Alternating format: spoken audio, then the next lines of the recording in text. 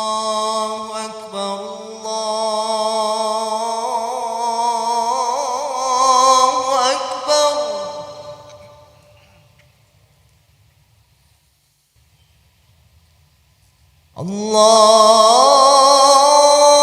الله أكبر الله أكبر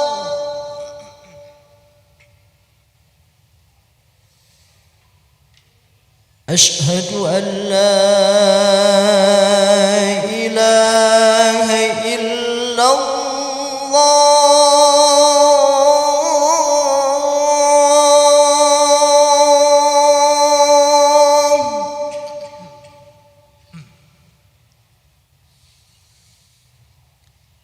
أشهد أن لا إله إلا الله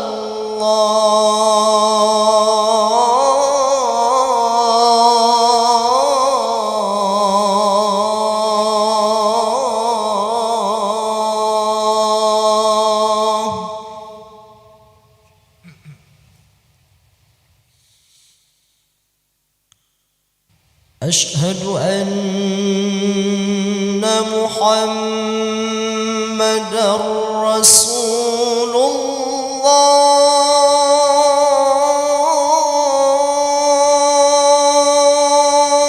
الله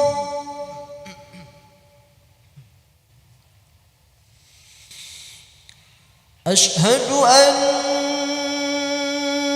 محمدًا رسول الله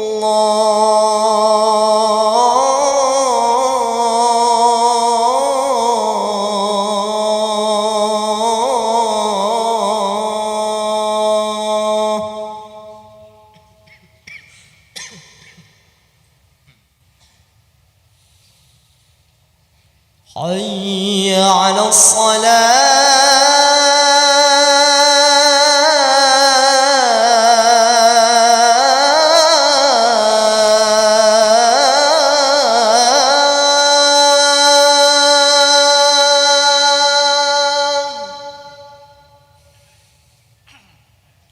حي على الصلاة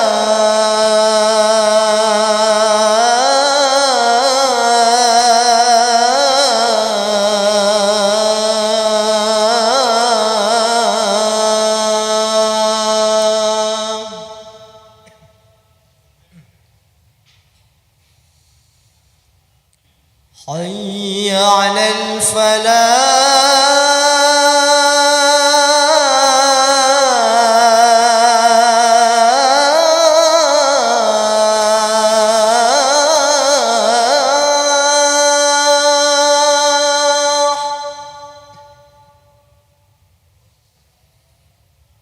حي على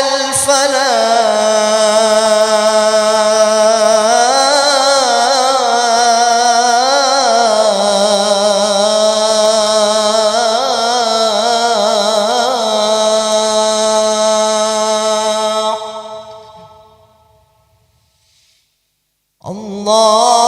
الله أكبر الله أكبر لا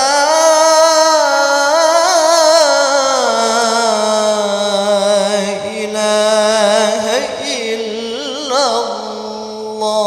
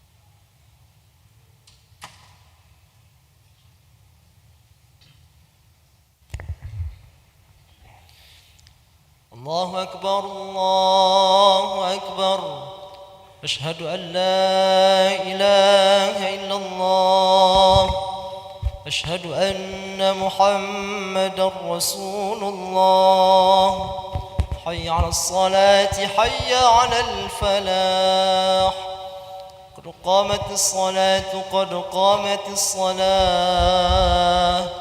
الله أكبر الله أكبر لا إله إلا الله لا إله إلا الله سيدنا محمد وجعل صالحين استووا أقيموا صفوفكم وأحسنوا أعوذ بالله من الشيطان قل أعوذ برب الناس من شر الوسواس الخناس الذي يعمل وصلى على الله أكبر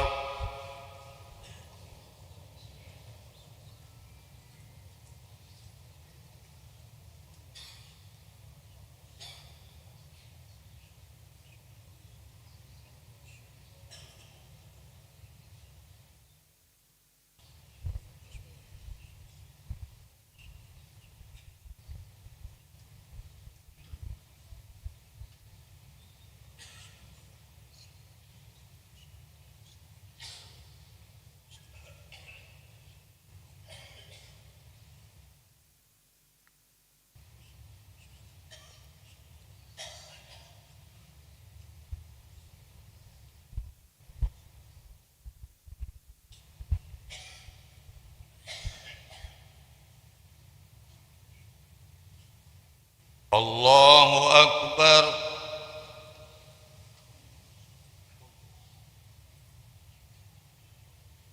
سمع الله لمن حمده الله أكبر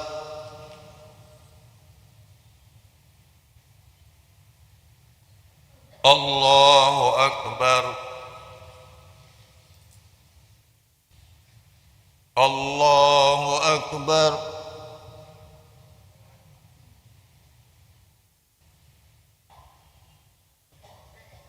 الله أكبر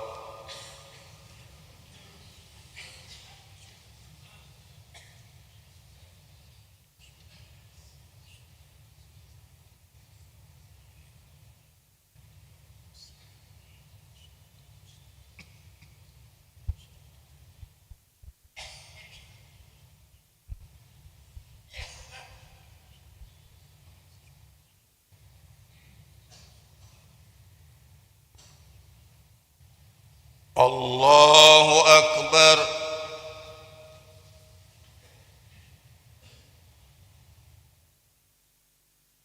سمع الله لمن حمده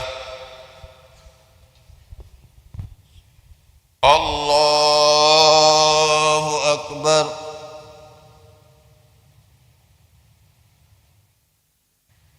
الله أكبر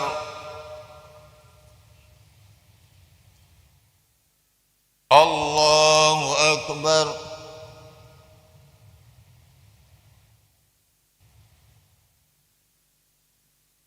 الله أكبر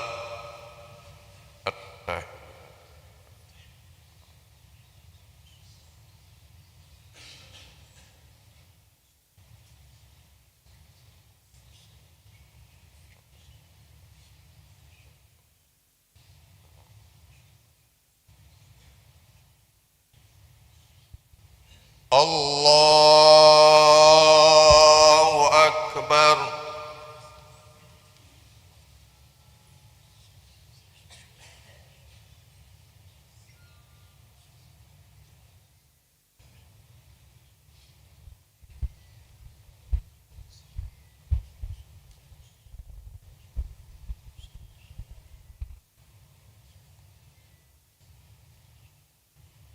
الله أكبر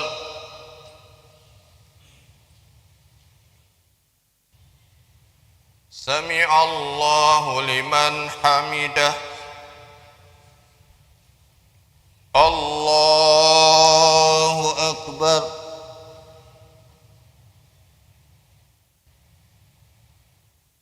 الله أكبر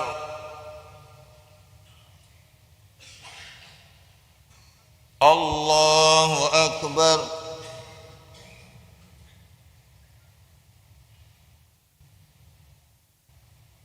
الله أكبر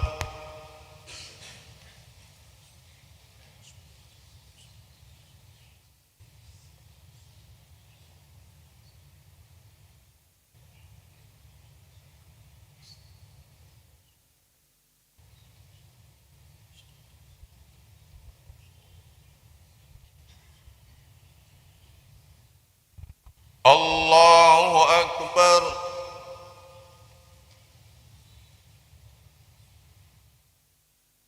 سمع الله لمن حمده الله أكبر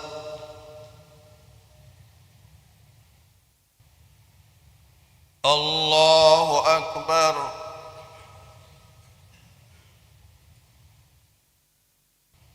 الله أكبر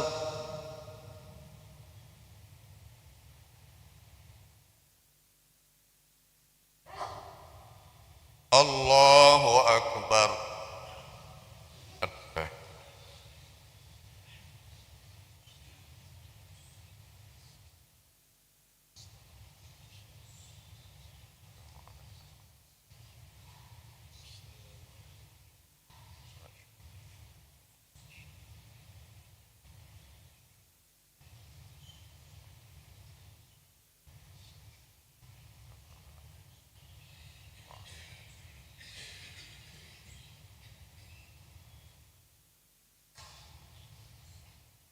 السلام عليكم ورحمة الله السلام عليكم ورحمة الله استغفر الله استغفر الله أشهد أن لا إله إلا الله استغفر الله نسألك رضاك والجنة ونعوذ بك من سخطك والنار أشهد أن لا إله إلا الله أغفر الله نسألك رضاك والجنة ونعوذ بك من سخطك والنار أشهد أن لا إله إلا الله أغفر الله نسألك رضاك والجنة ونعوذ بك من سخطك والنار اللهم إنك عفو كريم تحب العفو فاعف عنا اللهم إنك عفو كريم تحب العفو فاعف عنا اللهم إنك عفو كريم تحب العفو فاعف عنا يا كريم إلهي يا ربي يا ربنا يا معبود سبحان الله سبحان الله سبحان الله سبحان الله سبحان الله سبحان الله سبحان الله سبحان الله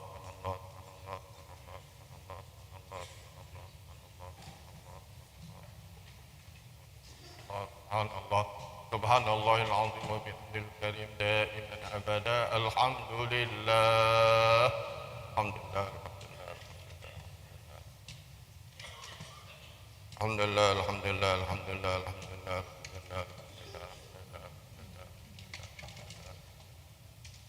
لله الحمد لله الحمد لله الحمد لله الحمد لله رب العالمين على كل حال وفي كل حال وبنعمة الله أكبر الله أكبر الله أكبر الله أكبر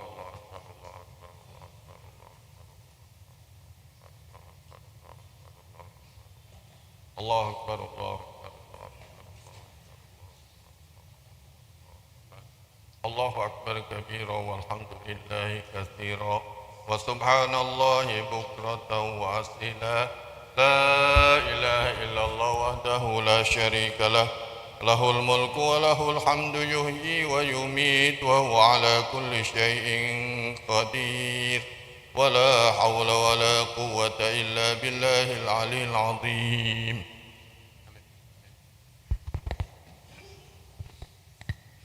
استغفر الله العظيم أعوذ بالله من الشيطان الرجيم بسم الله الرحمن الرحيم الحمد لله رب العالمين حمدا يوافي نعمه ويكافئ مزيدا يا ربنا لك الحمد كما ينبغي لجلال وجهك الكريم ولعظيم سلطانك اللهم صل وسلم وبارك على سيدنا محمد صلاة تنجينا بها من جميع الأهوال والآفات وتقضي لنا بها جميع الحاجات وتطهرنا بها من جميع السيئات وترفعنا بها عندك على الدرجات وتبلغنا بها أقصى الغايات من جميع الخيرات في الحياة وبعد الممات إنك يا مولانا سميع قريب مجيب الدعوات ويا قاضي الحاجات من فوق سبع والسماوات ويا جامع الشتات ويا مخرج النبات ويا محيي العظام الرفات اللهم اغفر لنا ذنوبنا ولوالدينا ولمشايخنا في الدين ولذرياتنا وللمؤمنين اللهم إنا على ذكرك وشكرك وحسن عبادتك اللهم أعنا على ديننا بالدنيا وعلى الدنيا بالتقوى وعلى التقوى بالعمل وعلى العمل بالتوفيق اللهم إنا نسألك الهدى والتقى والعفاف والغنى اللهم إنا نسألك الجنة وما قرب إليها من قول وعمل ونية واعتقاد ونعوذ بك من النار وما قرب إليها من قول وعمل ونية واعتقاد ربنا تقبل منا إنك أنت السميع العليم وتب علينا إنك أنت التواب الرحيم واهدنا ووفقنا إلى الحق وإلى طريق مستقيم ربنا ظلمنا أنفسنا وإن لم تغفر لنا وترحمنا لنكونن من الخاسرين ربنا عليك توكلنا وإليك أنبنا وإليك المصير ربنا آتنا في الدنيا حسنة وفي الآخرة حسنة وقنا عذاب النار وصلى الله على سيدنا محمد وعلى آله وصحبه أجمعين والحمد لله رب العالمين بسر الفاتحة.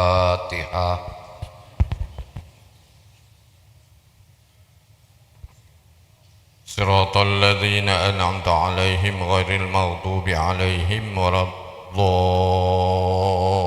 الضالين آمين آمين يا الله آمين يا رب العالمين لا حول ولا قوة إلا بالله العلي العظيم ربنا تقبل منا إنك أنت السميع العليم وتب علينا إنك أنت التواب الرحيم وهم فيها سبحانك اللهم وتحياتهم فيها سلام وآخر دعواهم أن الحمد لله رب العالمين صلى الله عليه وسلم.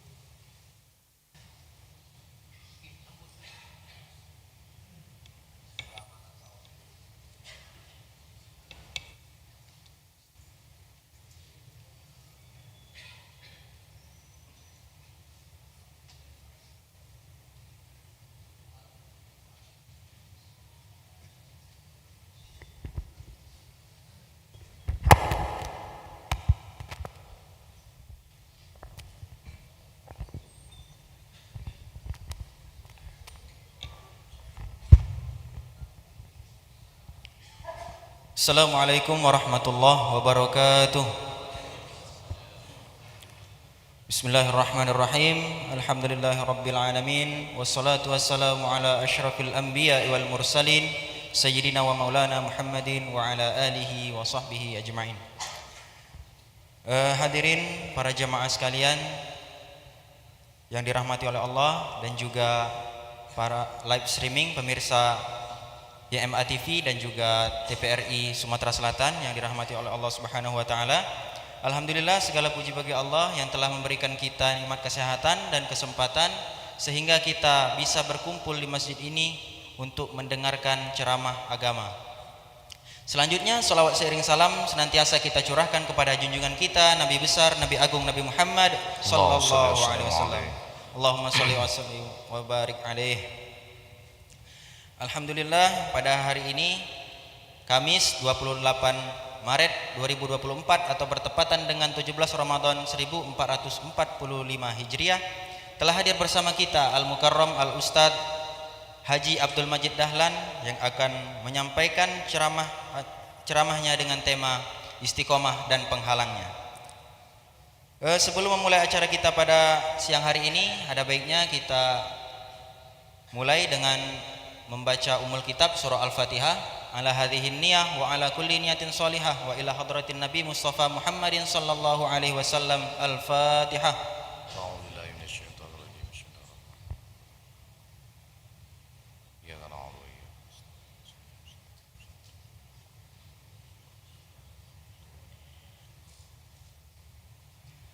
Baik, kami himbau kepada para jamaah sekalian bahwa di akhir acara nanti akan ada sesi tanya jawab bagi para jamaah yang mungkin ada pertanyaan yang ingin ditanyakan.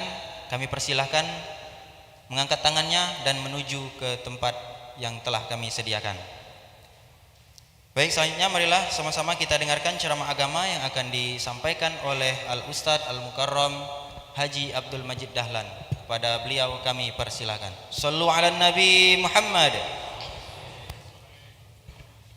Assalamualaikum warahmatullahi wabarakatuh. Bismillah, alhamdulillah, al-khairu wa syarru bimasyiatillah, wassalatu wassalamu ala rasulillah Sayyidina Muhammad ibn Abdillah wa ala alihi wa ashabihi wa man tabi'ahudah min yaumina haza ila yaumil qiyamah. Rabbi shrah li sadri wa yassir li amri wahlul 'uqdatam min lisani yafqahu qawli wasaddid lisani wahdi qalbi bihaqqi habibin nabi sayyidina Muhammadin sallallahu alaihi wasallam. Amma ba'du. Hadirin wal mustami'in al kiram was-sha'imin al muhtaram rahimakumullah.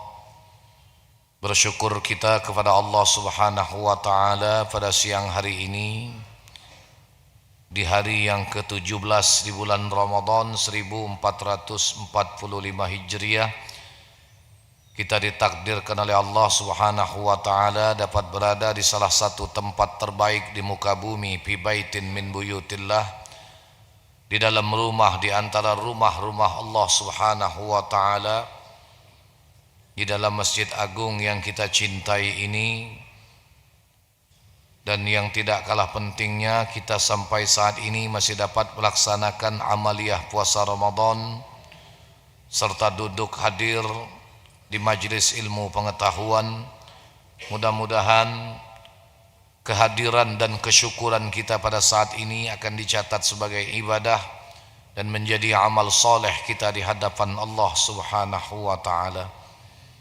Salawat dan salam kita mohonkan pula pada Allah Subhanahu wa taala agar selalu dan semoga tetap Allah limpahkan kepada qudwah dan uswah kita Nabi besar Muhammad sallallahu alaihi wa alihi wasallam, kepada para keluarga, sahabat dan pengikutnya hingga akhir zaman. Tanpa terkecuali kita yang hadir pada saat ini, mudah-mudahan pada saatnya Allah berkenan menggolongkan kita menjadi ahlus syafaat Rasulullah di yaumil qiyamah. Amin ya rabbal alamin. Sebagaimana disampaikan tadi kepada kami Pembahasan kita siang hari ini bertemakan istiqomah dan penghalangnya. Istiqomah ini adalah suatu kehormatan, hadirin sekalian. Tidak ada amal di dalam Al-Quran yang langsung direspon oleh Allah dengan kabar gembira berupa surga, melainkan ketika seseorang mampu beristiqomah. Apakah dalam amal solehnya, apakah dalam keimanan dan ketaatannya kepada Allah Subhanahu wa ta'ala. Sebagaimana Allah berfirman dalam Al-Quran, innal ladzina qalu rabbunallah thumma istaqamu tatanazzalu alaihimul malaikah alla takhafu wa la tahzanu wa abshiru bil jannati allati kuntum tu'adun. Sesungguhnya orang-orang yang mengatakan bahwa Tuhan kami adalah Allah, kemudian mereka beristiqomah di dalam keimanannya, dalam ketaatannya kepada Allah, maka Allah langsung merespon mereka, wa abshiru bil jannati allati kuntum tu'adun. Untuk mereka, kata Allah, berikan kabar gembira dengan surga yang Allah janjikan kepada mereka. Nah, ini merupakan satu kedudukan yang luar biasa. Sebelum kita membahas lebih jauh, paling tidak kita memahami secara bahasa apa itu istiqomah. Ada sebagian ulama yang memaknakan istiqomah itu langgeng, terus menerus. Ada lagi yang menggunakan bahasa dawam, senantiasa, yang tidak terputus. Itulah barangkali secara ringkas arti dan makna daripada istiqomah.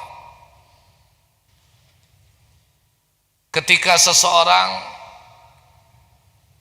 dawam dalam salat berjamaahnya di masjid, berarti amal istiqomahnya salat berjamaah di masjid. Ketika seseorang mendapatkan kelebihan nikmat dan kelapangan rezeki, senantiasa ingat untuk berbagi dan bersedekah, maka istiqomahnya dalam sedekah. Ketika seseorang terlepas Ramadan ataukah di luar Ramadan selalu akrab dengan Al-Quran, maka istiqomahnya adalah akrab, dekat dengan Al-Quran. Dalam hal ini kita tidak berbicara sedikit atau banyaknya, tetapi bagaimana keberlangsungan itu terjadi terus menerus. Nah, yang inilah yang dikatakan oleh Rasulullah, khairul umur adwamuha wa in qallah, bahwa sebaik-baik perkara adalah dawamnya, meskipun dalam kebaikan itu, dalam amal itu barangkali nilainya sedikit. Dan kita jangan pernah merasa gengsi dengan sedikit kebaikan, jangan pernah merasa kita congkak dengan banyaknya ketaatan. Karena yang paling penting, kata Rasulullah, adalah menjaga dawam atau keistiqomahan di dalam kebaikan itu. Ternyata jadi orang yang istiqomah tidak semudah membalikkan telapak tangan. Kadang-kadang untuk menjadi orang yang beristiqomah, kita harus berhadapan dengan kenyataan yang seringkali tidak sejalan dengan hati nurani kita. Apalagi berani untuk menjadi orang yang beristiqomah, sanggup untuk mengucapkan sesuatu yang hak di hadapan ahlul batil. Oi, berat. Nah, istiqomah solat tepat waktu, Bapak, lagi tidak mudah. Jadi wajar kalau sampai Allah merespon dengan kabar gembira surga sebagai buah dari keistiqomahan itu, karena berat. Dan tidak sedikit terkadang, hadirin sekalian, justru yang menjadi penghalang istiqomah itu justru sesuatu yang ada di sekitar kehidupan kita. Sadar atau tidak sadar, tapi fakta kenyataan sejarah membuktikan itulah adanya. Kenapa seseorang sulit beristiqomah? Yang pertama, sadiqus su'. Ketika dia berkawan, ketika dia berdekatan dengan orang-orang yang punya akhlak dan perilaku buruk, maka sulit dia untuk menjadi orang yang istiqomah dalam kebaikan. Dan itu sebabnya kenapa Rasulullah mengatakan al-mar'u ala dini khalilih falyanzur ahadukum may yukhalil. Seseorang itu, kata Rasulullah, tergantung bagaimana kondisi agama sahabatnya. Maka hendaklah kalian memperhatikan kepada siapa ia bersahabat, kepada siapa dia bergaul. Sebab kita dalam pergaulan ini, sadar atau tidak sadar, seringkali kita mencuri, mengikuti, meniru watak atau perilaku orang-orang yang senantiasa dekat dalam keseharian kita. Uang, hadirin sekalian, kalau bergaul dengan uang yang mulutnya kotor, galak ngomong jorok, maka dia akan terbiasa, tertular untuk mengucapkan kata-kata kotor. Apa ya, kalau bahasa Palembang galak misu. Benar, misu. Galak mencarut, ya. Kalau bahasa Palembang. Uang yang tadinya mulut jarang mengucapkan, bahkan tidak pernah mengucapkan kalimat-kalimat kotor, karena bergaul dengan uang yang menganggap kalimat kotor itu adalah hal yang lumrah, akhirnya karena kebiasaan dia akan menganggap kalimat-kalimat kotor itu sebagai hal yang biasa. Karena bergaul dengan uang yang mulutnya galak ngomong kotor, dianggapnya hal biasa. Bahkan maaf ngomong, hadirin sekalian, Anda tidak tahu dari mana adat istiadat budaya itu. Tidak sedikit kadang-kadang anak manggil wong tuanya dengan panggilan bahasanya pakai lapas kau.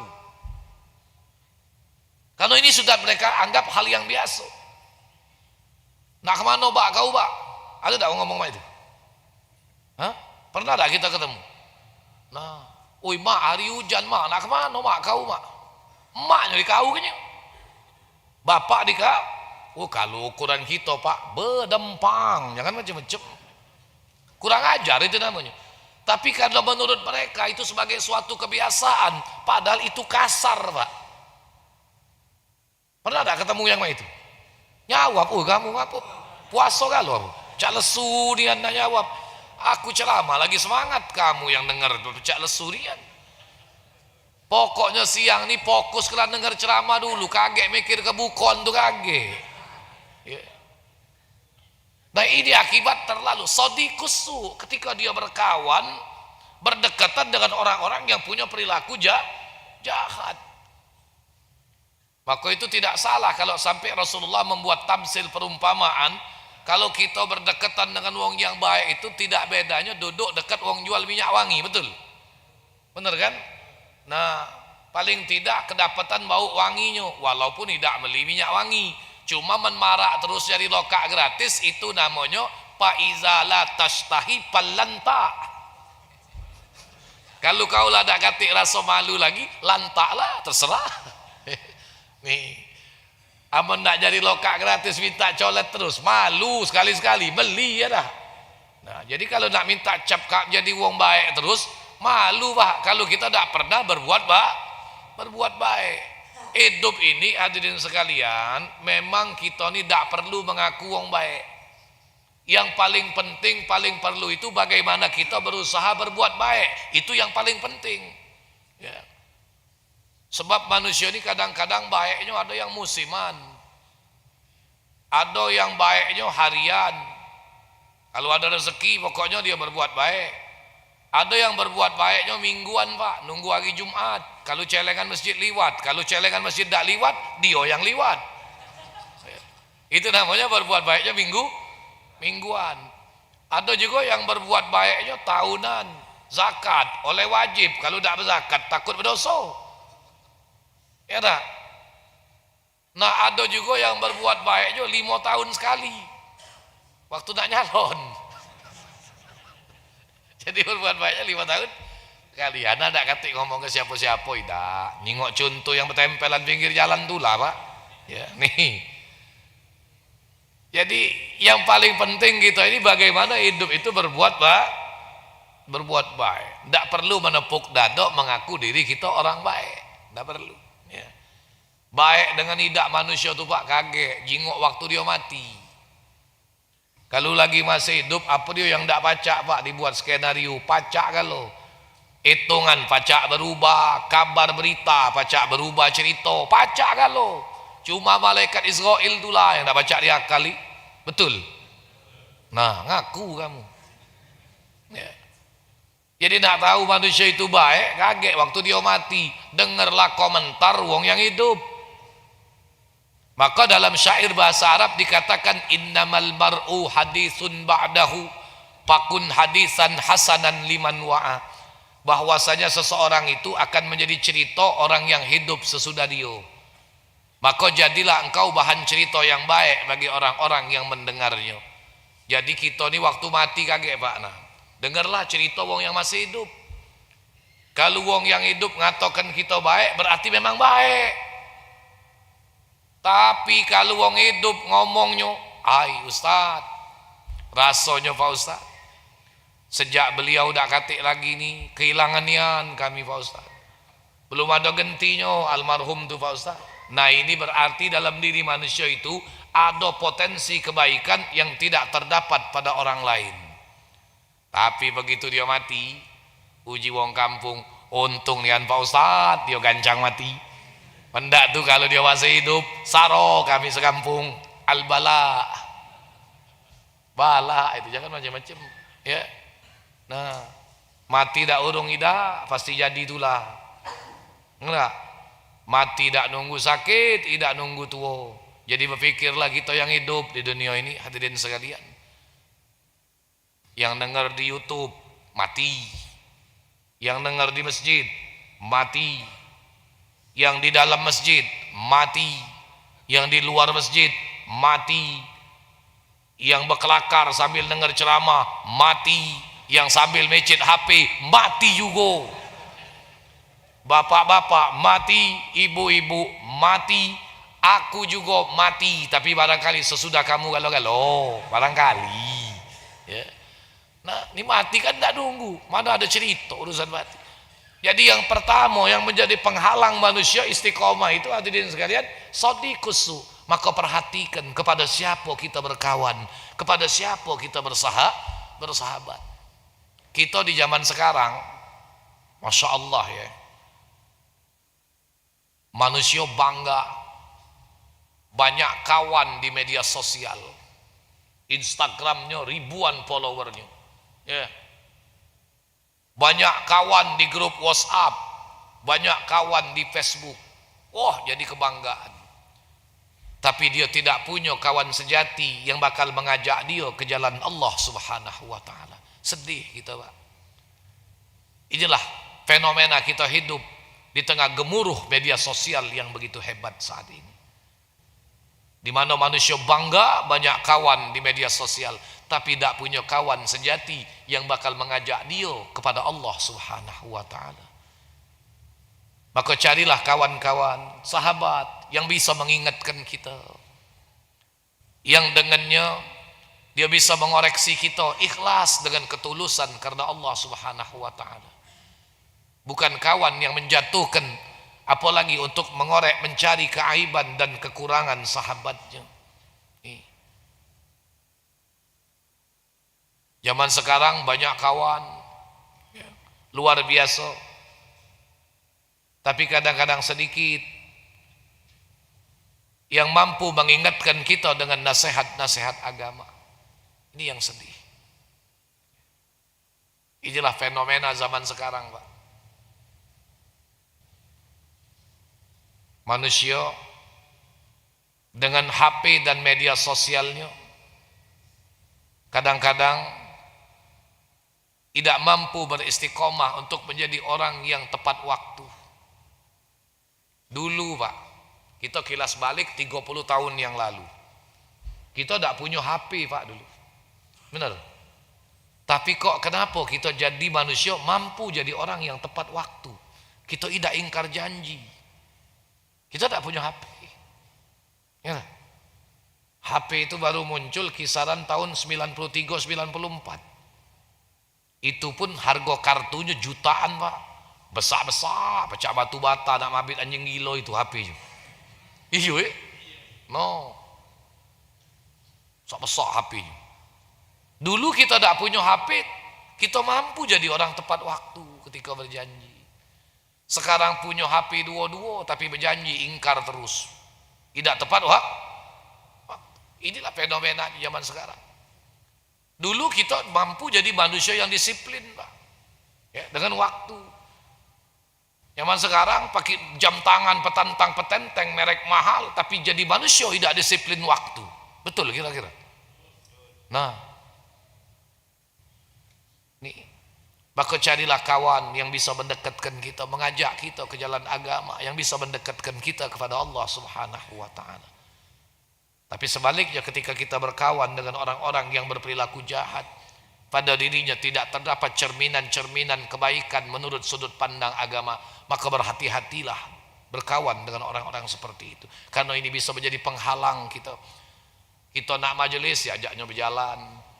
Kita nak majelis ya ajaknya kumpul-kumpul, makan-makan, ngopi-ngopi. Terhalang tak istiqomahnya? Terhalang. Kedua, hadirin sekalian, apa yang menjadikan manusia itu terhalang dari istiqomah? Ahluhu, bisa jadi faktor internal keluarga. Jangan dikira, Pak, keluarga itu tidak bisa jadi penghalang. Ya. Lah, fakta sejarah membuktikan ini bukan kelakar, Pak. Tapi fakta sejarah mengatakan bagaimana Rasulullah sallallahu alaihi wasallam ketika mengajak orang berdakwah, ketika menyeru orang ke jalan kebaikan, ke jalan Allah, ternyata yang menentang Rasulullah pamannya dewek yang lebih dulu. Siapa? Abu Lahab. Bukan Abu Jahal. Abu Lahab itu paman Rasul. Nah, maka jangan heran kadang-kadang kalau kita berbuat baik itu kadang-kadang mohon maaf, Pak, ya, yang jadi penghalang kita justru kadang-kadang orang-orang terdekat di sekitar kita. Nabi Nuh, Pak, ngajak kaumnya beriman, anaknya dewek dak galak beriman. Sampai Allah datangkan azab banjir hebat luar biasa, mati Kan'an anak Nabi Nuh. Sedih Nabi Nuh, Pak. Inilah bagaimana cinta wong tua dengan anak, Pak. Walaupun anak sudah hampir binasa, masih sayang bapak dengan anak. Qala ya bunayyar kam ma'ana. Oh ya anakku, sini nak, naik di atas bahtera biar kau selamat bersama-sama dengan kami. Padahal anak sudah hampir binasa. Tapi dengan congkak Kan'an menjawab, qala sa'awi ila jabali ya'simuni minal ma'. Wahai ayah, aku nak naik ke atas gunung yang bisa melindungi aku dari air. Ternyata gunung yang dia banggakan bisa melindungi dia belum seberapa dibandingkan tingginya air yang didatangkan oleh Allah Subhanahu wa ta'ala. Mati Kan'an anak Nabi Nuh. Bayangkanlah, Pak, Kan'an anak Nabi mati. Waya-waya kita anak ustad, anak kiai, tak usah takoan. Bapakmu kiai, bapakmu ustad, kau siapa? Oh, aku di bapakku kiai, Pak Ustad. Iya, bak kau mendak semayang, masuk neraka juga. Kan'an tu anak Nabi lagi masih mati. Maka orang terbaik itu bukanlah orang yang mengatakan ana fulan ibnu fulan, tetapi orang yang mengatakan ana fulan, inilah aku si fulan, yang bangga dengan ketaatannya, dengan keibadahnya, dengan amal solehnya. Cerita baik aku tuh, Pak. Jadi nginget ke kita, hidup nih jangan pecah kepakaman, jangan cak keyoyoan, tahu nang? Cak keyoyoan. Bahasa Arabnya at-taqoan.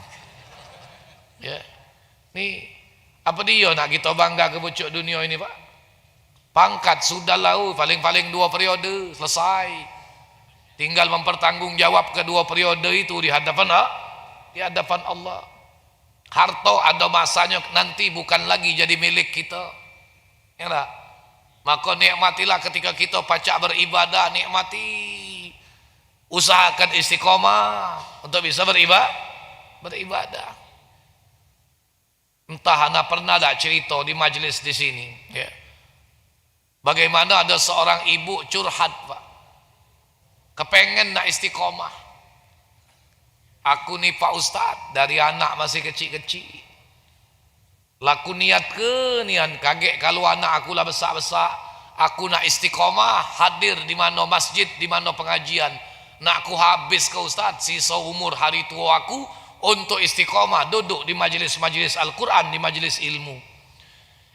Tahu-tahu Ustaz, giliran anak lah besar-besar, yang gadis belaki, yang bujang berbini, lah ngurus si anaknya pula aku ni, uji ibu itu. Jadi MC dari pagi sampai ke sore. Aku Pak kadang-kadang kalau nyumput anakku sekolah, kadang-kadang ketemu dengan jemaah Pak, lah tua-tua Pak, umur lah 70, nongkrong depan sekolah maki motor. Uji ku mengaji ngapa? Ngojek apa? Ngojek apa? MC aku ni. Rupanya menjemput cucung, ya MC juga. Kadang-kadang Pak Ustaz, hati aku ni pilu, sedih nian. Ibu-ibu no ngaji di masjid, suaranya sayup-sayup kedengeran di rumah.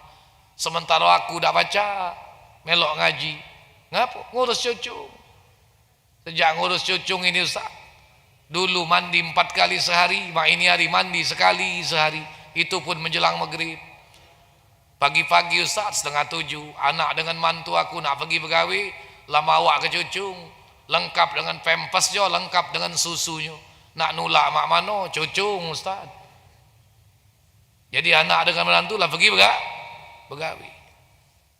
Malah Pak Ustaz, mesak ke cucung ini berdesau-desau jantung. Aku punya anak 5 Ustaz, tidak kati aku ngeretok mertua, tidak kati aku nganggu wong tua. Ku besak ke dewek kalau anakku 5-5. Nyampak tersungkur terungkep locot palak jengkunya Ustaz, ku tetes ubat abang. Santuk palak nombor benjol Ustaz, ku gosok minyak semengu. Besak kalau anakku 5. Giliran anak aku Pak Ustaz, baru punya anak sikok, kena retok aku dari pagi sampai ke sore. Bahkan lebih lagi takut Ustaz. Ngapo? Kaget sore Ustaz, kalau anak aku balik begawi lah kena marah pula aku ni. Mak dak jinguk apa mak? Ngapo pala anak aku benjol, ngapo kakinya lecet? Ya Allah. Terhalang dak istiqomah? Dak jadi wong tua nak pergi ke masjid. Inilah fenomena zaman sekarang.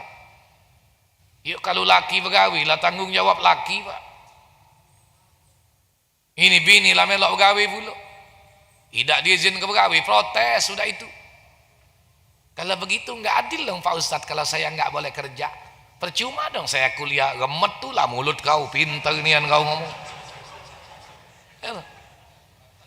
Ya kalau laki begawi lah tanggung jawab laki Pak. Ya. Dunia akhirat makan minum pakaian tempat tanggung jawab lah laki. Ya sudah bini melok begawi, lakinya ngizin ke, konsekuensinya laki tanggung jawab. Lebih parah nih bini begawi, laki tak begawi. Nah kata aku udah itu. Ya. Ada lagi yang lebih parah lagi Pak, laki bini dak begawi galau. Nah pening bala aku jingoknya. Mak itu ditanya, ngapo kamu dak galak begawi Kak? Aku bukan dak galak begawi Ustaz. Aku ingat pesan mak dulu waktu mak aku masih hidup. Mak aku selalu mesen aku, nah hidup nih jangan nyari gawe. Kalau aku begadang balik dahulu Ustaz, mulai bengek mak aku kambu, nah hidup ni jangan muat gawe, nah. Cuma 2 itulah Ustaz, pesan mak waktu hidup dulu, jangan nyari gawe, jangan muat gawe. Maka itu aku dak gawe nian. Nah, anak model ini kalau bahasa Arabnya al-lolo wal buyan. Ya, itu mak apa kalau dianggap kasar, ya. Maksud maknya jangan muat gawe itu jangan buat masalah. Jangan nyari gawe. Ya, jangan jadi nyari masalah gek nyusah ke wong tua. Ternyata kita tidak bisa mengingkari keistiqomahan pun bisa terhalang dari faktor internal keluarga atau orang-orang terdekat di sekitar kehidupan kita. Ketiga Pak, apa yang menjadi penghalang seorang itu sulit beristiqomah? ad-dunya. Ketika dunia sudah ada menjadi orientasi di dalam benak mereka, maka sulit mereka untuk beristiqomah dalam kebaikan. Termasuk di dalam dunia itu cakupan materi, pangkat, jabatan, kekayaan. Sehingga jangan sampai tertinggal dari dunia yang ada di dalam benaknya, yang menjadi target dan tujuannya. Ya Allah, sementara waktu terus bergulir, kehidupan semakin berjalan tanpa adanya kebaikan yang kita istiqomahkan. Ni na'udzubillah, hati-hati ya. Musibah Pak, musibah ya, yang perlu kita takutkan.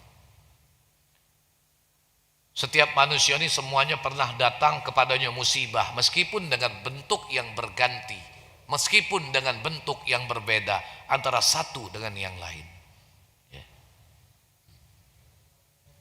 Ada sebagian hukama mengatakan di antara musibah yang berat itu apa Pak? Satu, ketika kita sakit di tempat yang terasing. Sakit di tempat yang terasing. Nih, maksudnya jauh dari keluarga, jauh dari orang-orang terbaik dalam kehidupan kita. Rasanya menderita nian Pak, sakit di tempat yang terasing. Yang nulung dak kati, ngeruan ke dak kati, yang ngenjuk obat nganteri untuk makan obat dak kati dulu. Ada kawan kami ngomong, bener nian Ustaz, yang Ustaz sampai gitu. Ngapo?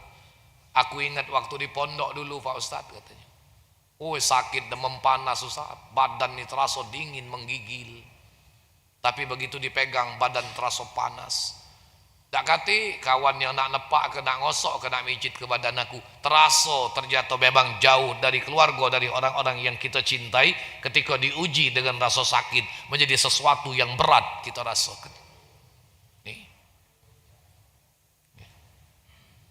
Yang kedua, musibah yang paling tidak lemah itu Pak, maaf, melarat di hari tua. Muda bergelimang dengan harta, tapi tidak sempat untuk berbuat baik, tidak sempat berinfak, tidak sempat bersedekah, tidak sempat untuk beramal jariah. Maka hari tua Allah jadikan kondisi melarat. Allah tidak lemah hidup. Kebaikan di masa lalu sudah terlewatkan. Begitu juga kesempatan beramal soleh sudah berlalu, tinggal kondisi serba kekurangan yang terjadi. Yang ketiga, hadirin rahimakumullah, balak yang tidak lemah, ujian yang berat itu Pak, mati di masa muda. Nah yang rasa tua tersengeh siang ini pecahnya. Kenapa orang merasa takut mati di masa muda Pak? Karena di masa muda ini kita ini banyak angan-angan Pak. Kepengen A, kepengen B, kepengen jalan-jalan ke sana, kepengen jalan-jalan ke sini. Sampai akhirnya ketika semua yang kita kepengen itu belum terwujud, akhirnya timbul rasa, no kaki aku mati muda. Akhirnya tidak kesampaian, tidak tercicip, tidak terasa, ya tak? Nih. Tapi begitu usia berjalan sampai menuju hari tua, mati itu sudah tidak lagi menjadi hal yang ditakutkan. Apalagi kalau masa muda sudah diisi dengan hal-hal yang bersifat ketaatan, mati menjadi hal yang tidak menakutkan. Maka apapun kondisinya Bapak hadirin rahimakumullah, para pemirsa yang menyaksikan melalui live YouTube ya, yang kita minta itu di hari tua itu adalah akhir kehidupan yang baik dengan kondisi husnul khatimah. Ada yang minta Ustadz kalau pacak mati dalam keadaan ibadah, ada yang minta Ustadz kalau pacak mati lagi baca Quran, ada yang minta Ustadz kalau pacak mati lagi dalam keadaan sujud. Terlalu banyak jenis macamnya. Cukup satu Pak, ya Allah jadikanlah akhir hayat kami asbab kami untuk mendapatkan husnul khotimah. Bagaimana cara Allah mengatur? Serahkan urusan itu kepada Allah. Cuma itu ya. Nih. Kemudian hadirin sekalian, musibah yang paling besar itu adalah menjadi kufur dan ingkar setelah ma'rifat. Setelah kenal kepada Allah, ternyata dia berpaling kepada Allah subhanahu wa ta'ala. Lah kenal kepada Allah, sudah dekat kepada Allah, tiba-tiba dia menjadi orang yang jauh dari Allah subhanahu wa ta'ala. Sudah beriman kepada Allah, tapi ternyata dia kemudian ingkar kepada Allah subhanahu wa ta'ala. Na'udzubillah, ini musibah besar dalam kehidupan kita. Bukan cuma pada kita Pak, ini jadi ancaman. Umat terdahulu, kaum terdahulu pernah merasakan kondisi ini. Bahkan tidak tanggung-tanggung, levelnya, derajatnya, derajat wali. Tapi matinya Allah jadikan dalam keadaan kufur kepada Allah subhanahu wa ta'ala.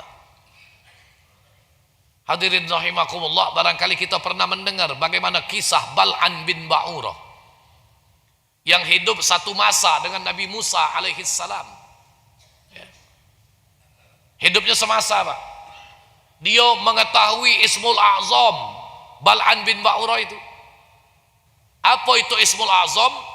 Nama Allah yang apabila dia berdoa dengan nama itu, doanya pasti kabul.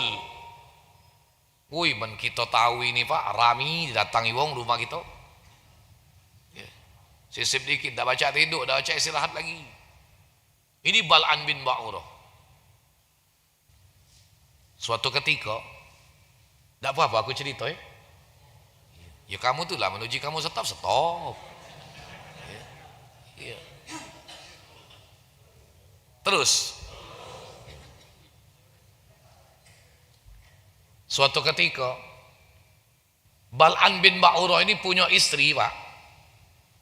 Kepengen nak ngetes, apa ionian laki aku ni doanya mustajab dengan Ismul A'zam yang dia ketahui. Ternyata bininya ini wong yang tidak mudah bersyukur. Tidak mudah bersyukur. Kata bininya, kalau memang yo anggaplah oi, itulah. Kamu ni banyak rasan bulu. Ya, sekarang pakai bahasa apa? Beb. Iya, apa kakak, terserahlah pokoknya. Ya. Jadi uji bininya kalau memang doa kamu tu pakam mustajab, aku ni terus terang aku ni tidak cantik, doa ke aku supaya aku jadi betino yang paling cantik. Makanya bersyukurlah hidup. Kalau ditakdir ke Allah boleh bini cantik. Hidup ni Pak aman. Laki pandai bersyukur, bini pandai bersabar. Selesai, tenang rumah tangga. Uji lakinya, mama, papa banyak bersyukur Tian. Boleh bini cantik pecah mama, pinter masak, nengah minggir, tidak malu aku bawa mama. Bininya jawab, iyo papa, aku banyak bersabar. Boleh laki jahat pelit pecah kau. Aman itu. Aman dah itu. Aman. Laki bersyukur, bini bersabar. Nah ternyata doa Bal'an bin Ba'urah diijabah oleh Allah Pak. Allah jadikan saat itu istri Bal'an wanita paling cantik dari seluruh kaum Bani Israel. Nah ketika dia dijadikan Allah wanita tercantik di antara kalangan Bani Israel, mulai bertingkah. Inilah kadang-kadang betina nih, mentang-mentang bagus galak banyak tingkah. Lupa, nah banyak tingkah. Akhirnya Pak, ketika dia menjadi perempuan paling cantik, dia mulai lalai mengabaikan kewajibannya, mulai Bal'an tak dihiraukannya lagi. Iya, karena sibuk mempercantik diri, sibuk berhias. Apalagi nak ngopi, apalagi nak makan pempek, makan martabak, tak tahu pokoknya nak buka, tak peduli buka. Sibuk berhias. Akhirnya Bal'an murka Pak. Marah, laki mana Pak? Siapapun laki ya tak? Kalau lantak bini penyungkan gawe nak berais main, lu mangurap nak main HP itulah. Masa dah baca katik kedadakan. Ada tak tino tadi tu? Nah, yang jawab itu pengalaman itu. Alhasil apa? Karena Bal'an tadi murko, didoakannya jadi monyet oleh Bal'an. Nah, kapan jadi monyet, Pak? Joget-joget dia. Benar tak kamu nyingok buruk joget-joget? Nah, akhirnya anaknya datang. Papa dia anaknya, anak si Bal'an. Papa tak tahu nian cak mana kesedihan hati kami. Ngapo? Emak kami yang tadinya manusia tahu-tahu jadi monyet. Kami sedih. Doakan lagi, Pak. Kalau pacak emak kami dibalik semula seperti asalnya baik. Didoakan lagi oleh Bal'an. Jadilah kau seperti asalnya. Kecantikan hilang tapi balik asal. Untung masih pacak balik asal. Nah, balik asal lagi. Itu bukti 3 kali doa Bal'an dengan Ismul Azamnya diijabah oleh Allah. Ya. Nih, dia seorang ahli hikmah. Dia beriman, Pak. Akidahnya sama dengan Nabi Musa. Ketika Nabi Musa dengan kaum Bani Israel datang menuju ke wilayah Kanaan, saat itu Raja Kanaan, Raja Balko itu sekarang wilayahnya di daerah Jordania, Pak. Raja Balko khawatir. Ngapo? Ini Musa datang berdakwah ke negeri kita. Aku khawatir kaget Musa ini dengan kaumnya bakal merubah etikot keyakinan nenek moyang kita. Dia bakal berdakwah, bakal merubah agama keyakinan kita. Alhasil Raja Balko mengumpulkan orang-orang pintarnya, dikumpulkan. Kira-kira apa yang harus kita perbuat? Jangan sampai Musa berdakwah masuk ke wilayah kita. Kata mereka, wahai Raja, bukankah kita punya Bal'an? Doanya mustajab, doanya kabul. Kita panggil baik Bal'an. Suruh Bal'an doa ke Musa, jangan sampai Musa berdakwah masuk ke wilayah kita. Supaya Musa terhalang dengan kaumnya. Jadi dia tidak bisa masuk, tidak bakal sampai ke tempat kita. Akhirnya dipanggillah Bal'an, Pak. Panggil Bal'an. Begitu Bal'an dipanggil, apa kata Raja? Bal'an, aku tidak kepengen Musa dan kaumnya berdakwah masuk ke negeri kita. Karena apa? Karena aku khawatir dia akan merubah keyakinan kita, agama kita. Sekarang kau doakan supaya Musa menemui hambatan di jalan. Jangan pernah Musa sampai masuk ke wilayah kita.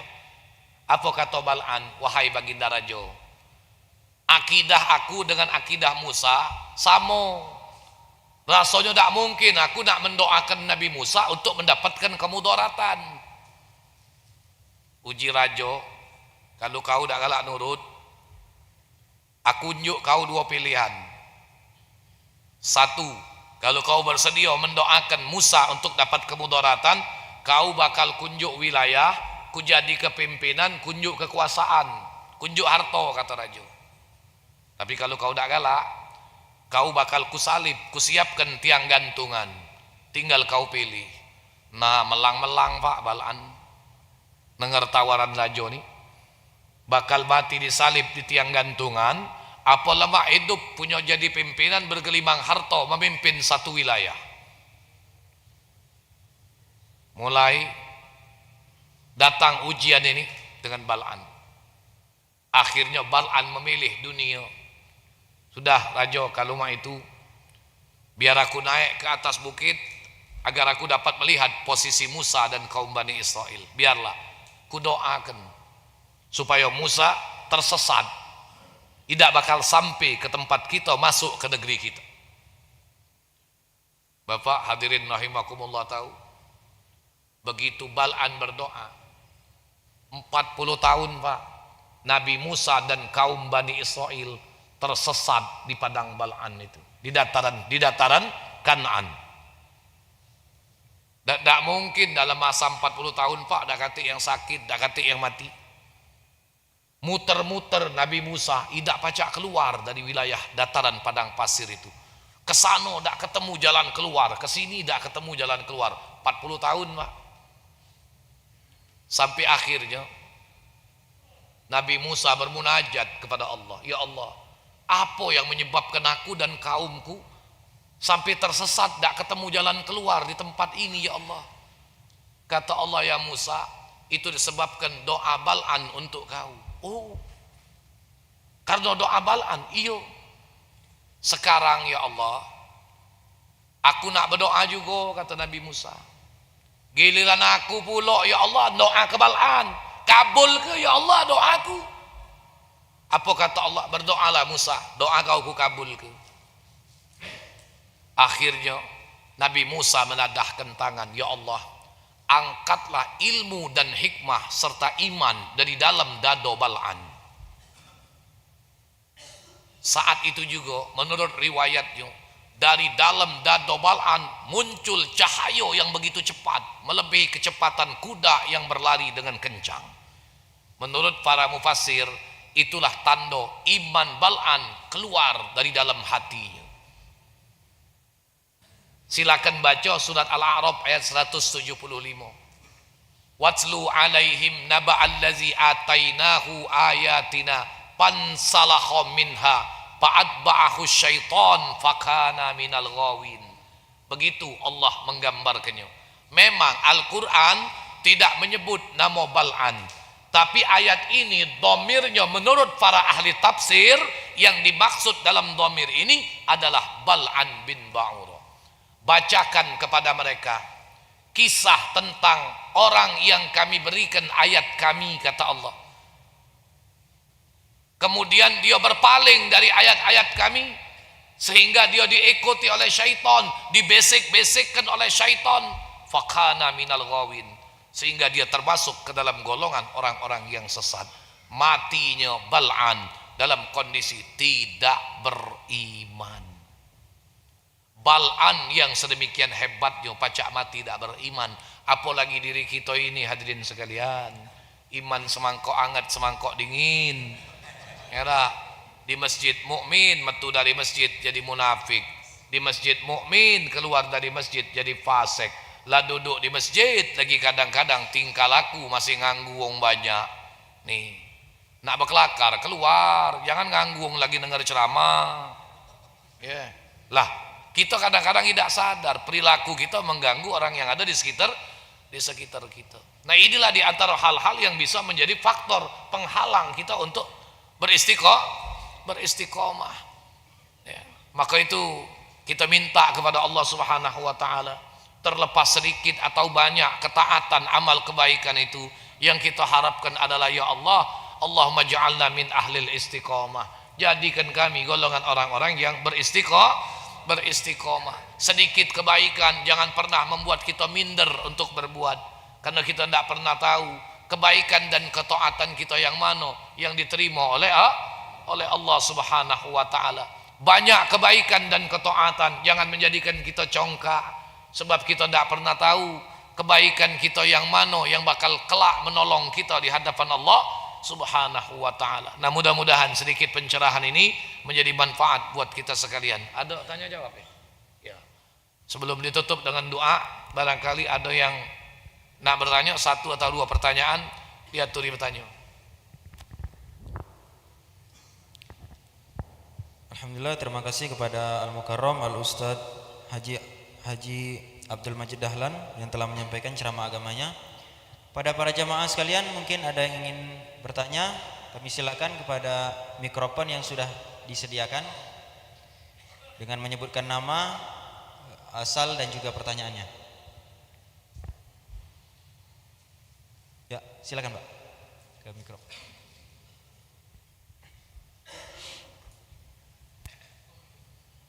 Assalamualaikum warahmatullahi wabarakatuh. Nama saya Hafiz, Ustaz. Namo. Hafiz nama saya. Oh, Hafiz. Menarik sekali, dari Palembang.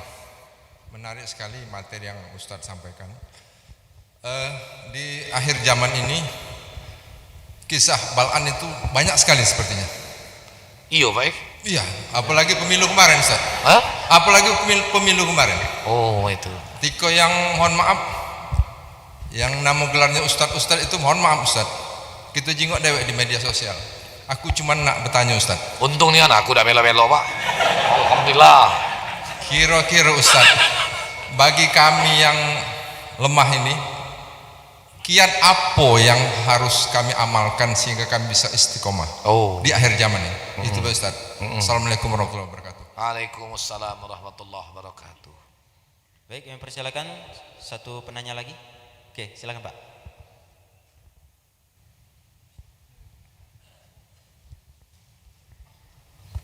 Bismillahirrahmanirrahim. Saya Amrullah dari Palembang, Tat. Aku nak nanya, apakah amalan yang tidak istiqomah itu termasuk ke dalam kategori dosa? Itu ya, terima kasih. Amalan Yang tidak istiqomah itu termasuk dosa. iya. Terima kasih, itu aja. Ya, makasih. Jadi pertanyaan pertama dulu, Pak Hafiz tadi ya.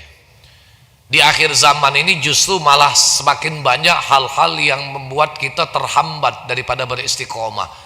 Nah sekarang apa kiat-kiat jo kita bisa beristiqomah? Ya. Yang pertama tadi sudah kami jelaskan Pak. Kalau yang menjadi penghambat seseorang bersolid istiqomah itu adalah ketika dia berdekatan dengan orang yang berperilaku buruk, maka paling tidak kita berusaha carilah orang yang berperilaku baik, yang benar dalam ketaatannya. Kita jingok nih Pak, ini minta maaf Pak, bukan banding-bandingkan. Kita nih kawan baik kalau Pak, tapi yang ini jarang sholat, yang ini rajin sholat. Secara zahir Pak, itu sudah menjadi petunjuk buat kita. Dekatkanlah diri kita kepada orang yang rajin sholat. Yang ini kok kalau diajak ke majelis ilmu berat nian, alangkah banyak alasannya, tapi yang ini justru malah ngajak kita untuk ke majelis ilmu. Ikutilah dia, pilihlah berkawan, bukan untuk membanding-bandingkan, bukan kita untuk menyudutkan atau menjelekkan. Kita tetap baik dengan mereka, tapi yang kita rasakan manfaat untuk urusan akhiratnya yang lebih banyak. Oh, ini dengan orang kita bisa dapat ilmu, dapat pencerahan agama. Nah kadang-kadang juga dalam istiqomah itu Pak, kita nih pernah tak ngerasa waktu nak sholat males nian? Pernah tak kira-kira Pak? Pernah ya? Nah kadang-kadang pecah lesu nian nak sholat tuh. Kita kadang-kadang diuji dengan rasa lelah dalam berbuat baik, diuji dengan rasa jenuh dalam melakukan ketaatan.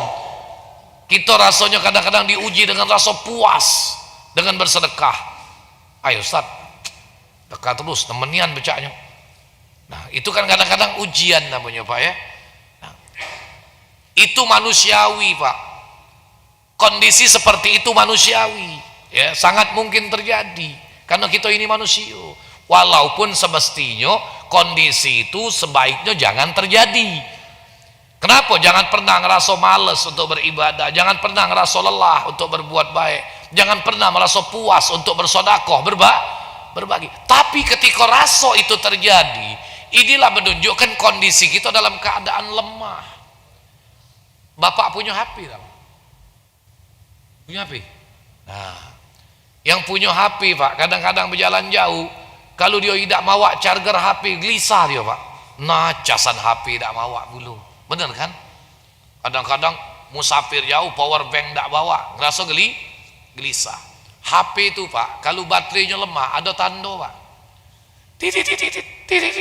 sisa baterai Anda tinggal 2%, muncul gambar batu baterai warna merah. Betul lah kira-kira? HP lemah Pak, baterainya lagi ada tanda. Nah mak itu juga kita menpacak, kalau imannya lemah jangan sampai tak tahu tandanya apa ya. Jangan mikir ke HP lemah kita gelisah, tapi ketika iman lemah sadar tak gitu. Nah itulah kondisinya ketika kita diuji dengan rasa malas, lelah, puas, capek dalam beribadah. Itulah menunjukkan kondisi kita dalam keadaan lemah. Maka cepat-cepat dicas, jangan sampai terlalu lama hal itu berlangsung. Bagaimana ngecasnya Ustaz?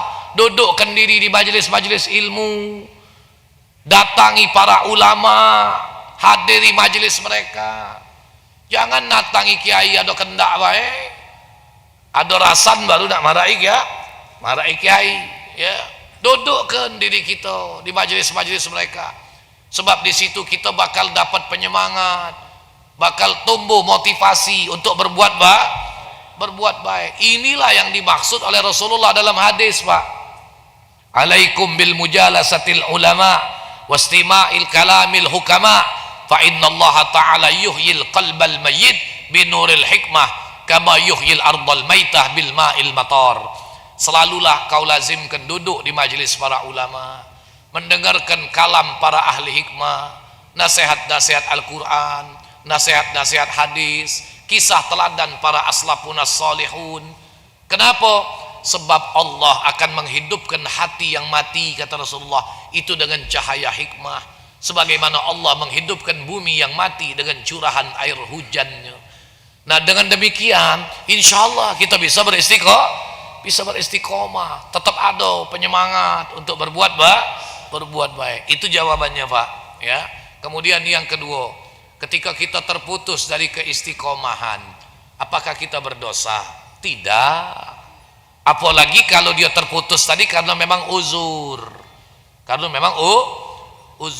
Ada cerita, Pak. Ana baca keterangan ini dalam tafsir Ibnu Katsir. Hadis riwayat Imam Bukhari.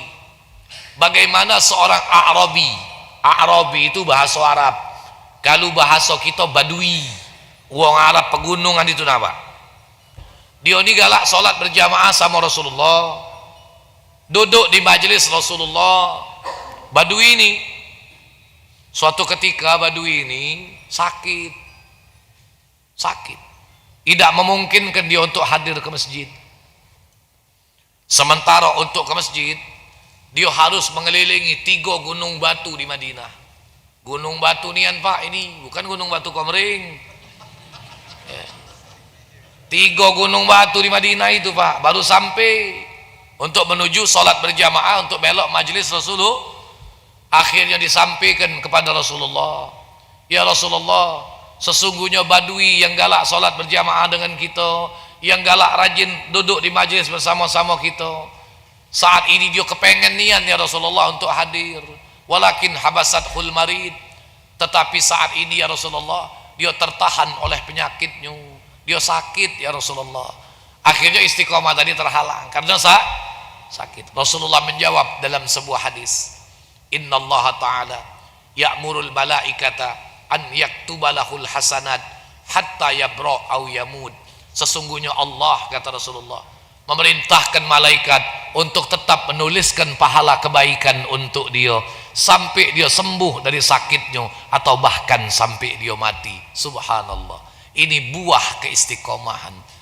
Makanya hadirin rahimakumullah, kalau saat ini kita ringan melangkah ke masjid, jangan pernah merasa berat untuk hadir ke masjid. Jangan pernah merasa berat untuk hadir di majelis ilmu. Kage ada waktunya. Mudah-mudahan tidak terjadi. Tidak sedikit orang, Pak, ketika badan mereka sudah tidak mampu lagi melangkah ke masjid, kaki tidak mampu melangkah lagi, ternyata mereka baru punya keinginan untuk hadir ke masjid. Apa dayo? Kalau badan sudah tidak pacak lagi, diajak berbuat baik. Maka jangan sampai kondisi ini terjadi. Manfaatkan. Ketika datang masanya kita sudah tidak mampu lagi untuk berbuat baik, tidak mampu lagi untuk hadir di majelis ilmu, insya Allah Allah akan tetap menuliskan kita seperti pahala orang yang hadir di majelis-majelis yang baik, di majelis-majelis yang baik. Begitu, Pak, ya? Nah, 1:30 doa jadilah, ya. Minta maaf lebih kurang, Bapak hadirin rahimakumullah. Mudah-mudahan ya sedikit pencerahan ini menjadi pengetahuan, motivasi dan manfaat buat kita semua. Ya, sekali lagi mohon ampun pada Allah Subhanahu wa taala. A'udzubillahi minasyaitonir rajim. Bismillahirrahmanirrahim. Alhamdulillahirabbil alamin. Allahumma shalli wa sallim ala sayidina Muhammad wa ala ali sayidina Muhammad. Allahumma ya fariqal furqan wa munzilal Qur'an bil hikmati wal bayan. Barikillahumma lana fi syahri Ramadan. Barikillahumma lana fi syahri Ramadan. Barikillahumma lana fi syahri Ramadan. Allahumma hdina bihudak waj'alna mimman yusari'u fi ridak. ولا تولينا وليا سواك ولا تجعلنا ممن خالف أمرك وعصاك وحسبنا الله نعم الوكيل ولا حول ولا قوة إلا بالله العلي العظيم ربنا آتنا في الدنيا حسنة وفي الآخرة حسنة وقنا عذاب النار وصلى الله على النبي المختار والحمد لله رب العالمين تقبل الله منكم Wassalamualaikum warahmatullahi wabarakatuh.